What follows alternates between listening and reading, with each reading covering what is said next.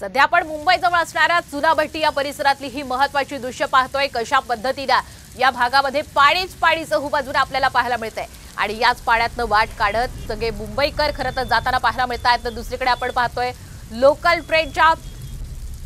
ट्रेनवर सुद्धा याचा फटका बसलेला आहे। ट्रॅक्सवर पाणी झाल्याचं पाहायला मिळतंय आणि अशा परिस्थितीत सुद्धा अगदी धीम्या गतीने ही लोकल आपला मार्ग काढत पुढे जात असल्याचं पाहायला मिळतंय। सध्याची आपण ही महत्त्वाची दृश्य पाहतोय मध्य रेल्वेवरची, हार्बर मार्गावरची, आणि ही आहे बालाड सबवे मधली महत्त्वाची दृश्य। बालाड सबवे हा पूर्णतः पाण्याखाली गेलेला आहे आणि आपण पाहतोय याच बालाड सबवेच्या पुराच्या पाण्यामध्ये ही कार अडकलेली आहे। त्यामुळे कोणीही प्रवास करताना घाई करू नका। जर पाण्याचा प्रवाह जास्त असेल तर आपण अशा पाण्यातनं गाडी घेऊन जाणं हे टाळायला हवं असंच आवाहन केलं जात आहे। आपण सध्या मुंबईतल्या चुनाभट्टीमधली ही दृश्य पाहतोय तर दुसरीकडे बालाड सबवेमधली ही महत्त्वाची दोन दृश्य आपण पाहतोय।